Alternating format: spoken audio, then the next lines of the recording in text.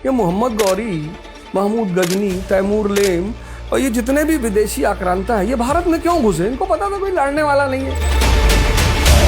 अंदर जाओगे गायत्री मंत्र पढ़ते हुए लोग मिलेंगे। आज मुसलमानों की स्थिति क्या है? कमजोर है।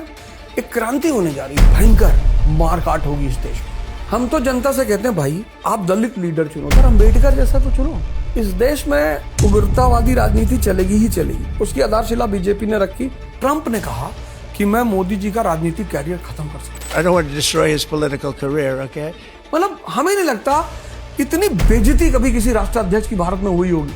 2008 में ईरान ने हमें इंडियन रुपी में ऑयल दी। कश्मीर में जब वोटिंग चली, ईरान ने हमारे पक्ष में वोट दिया। पाकिस्तान को अलग थलग करने में उसने हमेशा हमारी भूमिका निभाई। अभी जब हमने ऑपरेशन सिंदूर किया, हमारे पीछे इजराइल आके खड़ा हुआ, हमारे पीछे अमेरिका आके खड़ा हुआ। कटरा चौराहे पे पप्पू चाय वाला, उसका आईआर इतना अच्छा है कि मोदी जी अगर उसी को एडवाइजर रख ले तो भी इनकी फॉरेन पॉलिसी सही हो जाए। लोकसभा स्पीकर की बेटी अगर सेलेक्ट हो रही लेटरल एंट्री में तो सवाल तो खड़ा हो जाएगा तुरंत। एक नेता है बिहार के हैं शायद, उन्होंने कहा, कोई स्टेटमेंट दिया कि जब गांधी जी की हत्या हुई थी तो नेहरू जी एडवीना के कमरे में थे, कि लगता है खड़े होकर, कि लगता है दरवाजे में क्यों से झांक रहे थे। जिस दिन एपेस्टीन आया उस दिन मैं एकदम अलर्ट हो गया। अब ब्रिटेन की रॉयल फैमिली का नाम आ रहा है, इंडिया में हमारे एक सांसद हैं हरदीप सिंह पुरी, फिर मोदी जी का नाम आ गया, सुधांशु द्विवेदी सारा रिकॉर्ड ही तोड़ डाले, बोले महात्मा गांधी का भी नाम। अरे मतलब हम सोचे चश्मा उतार कर पटक दे से हम कि महाराज ये क्या कह रहे हो यार। आदमी जिसकी खाता है ना बजाता है, बजाना पड़ता है।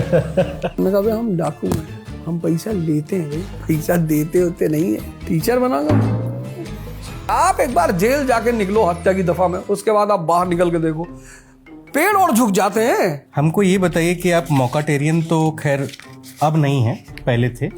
नहीं नहीं नहीं नहीं, ये बात कहना बहुत गलत है। मतलब आपको राजनीति में वापस नहीं जाना है? नहीं जाना। तो ईमानदारी से इसका जवाब। ईमानदारी। केजरीवाल जी एक बहुत ही मजे हुए कूटनीतिज्ञ है वो आदमी। ये जितने भी एडटेक्स हैं, ये वेलफेयर करने नहीं, ये पैसा कमाने आते। इस देश की जनता को शिक्षा मांगना ही नहीं है, इस देश की जनता को हॉस्पिटल मांगना ही नहीं है, इस देश की जनता को इंफ्रास्ट्रक्चर मांगना ही नहीं है, मांगना ही नहीं है। टीचर एसडीएम के सामने ऐसे हाथ जोड़ के खड़ा है। जिस देश में इतना दीनहीन टीचर समुदाय होगा उस देश का स्टूडेंट महान होगा।